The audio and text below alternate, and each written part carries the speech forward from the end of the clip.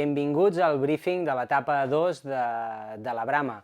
Podríem dir que aquesta és la nostra etapa reina. Són 27 quilòmetres, 1.100 metres de desnivell positiu i 2.100 metres de desnivell negatiu. És una etapa que tindreu compartida les distàncies tant de 60 quilòmetres com de 80. És una etapa tècnica, passareu bastanta estona per sobre dels 2.000 metres, és una etapa que trobareu trams d'alta muntanya i també és una etapa que té un perfil que enganya bastant i uns números que enganyen, perquè pot semblar que una etapa amb més baixada que pujada sigui més senzilla, però en aquest cas serà, creiem, més fàcil pujar que no baixar. Per altra banda, és una etapa en la que arribareu als 2.561 metres de la collada de Torreneules i també preciosa perquè estareu corrent gairebé tota l'estona pel Parc Natural de les Capçaleres del Ter i Freser. Començarem el dia pujant amb el cremallera des de Ribes de Freser fins a Núria, a 2.000 metres, on donarem la sortida d'aquesta etapa número 2. Una etapa que comença ja sense treva. Començarem pujant fins a la collada de Torreneules tot de cop. Farem uns 600 metres de desnivell positiu en uns 5 quilòmetres, més o menys.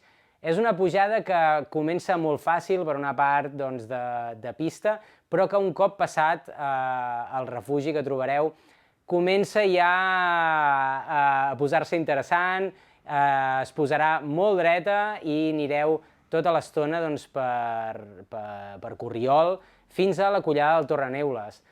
Abans de la collada de Torreneules anireu carenejant una mica, perquè ja arribareu bastant amunt abans d'arribar a la collada, però des d'allà sí que és veritat que ja vindrà una baixada bastant forta, una primera part potser una mica més rocosa, però després es posarà bastant fàcil, bastant corrible, passareu per prats, fins a arribar al refugi de Coma de Vaca, que ja el veureu allà al fons.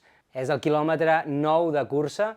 És un avituallament que us demanem que us el prengueu amb moltes ganes, perquè la part que ve després de baixada se us pot fer molt llarga. També és un bon moment per agrair la feina dels voluntaris, perquè aquell avituallament l'hauran baixat des de 2 quilòmetres més amunt, amb una pendent bastant dreta, així que és un bon moment per reconèixer la seva feina i per agrair-los-hi.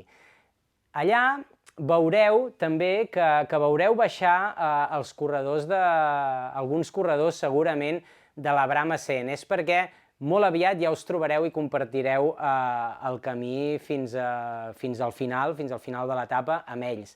Sortint de Coma de Vaca farem una petita pujada per començar ja tot el tram de baixada fins al següent avituallament a la central d'Aió. És un tram que us portarà a fer gairebé uns 1.000 metres de desnivell negatiu, en uns 7 quilòmetres, i serà per un terreny en el que serà bastant difícil avançar. Com veureu en el perfil i en el mapa, ho hem marcat en vermell i en negre, perquè volem que sigueu conscients tant de la dificultat tècnica del terreny, com que també hi ha alguna part una mica exposada, i sobretot que haureu d'anar molt lents fins a completar el que deia, aquests gairebé 7 quilòmetres i 1.000 metres de desnivell negatiu. Un cop arribeu a la central d'Aió, moment per relaxar una mica les cames, fer l'avituallament i des d'allà 11 quilòmetres i mig fins a meta. Aquests 11 quilòmetres i mig no presenten molta dificultat, tenen uns 400 metres de desnivell positiu, que la major part d'ells els fareu al principi, però es tracta d'un terreny bastant corrible, anireu per sota bosc i no us hauria de presentar cap dificultat. Un cop arribes a Freser us estarem esperant amb els braços oberts per celebrar aquest final de la segona etapa. Molta sort!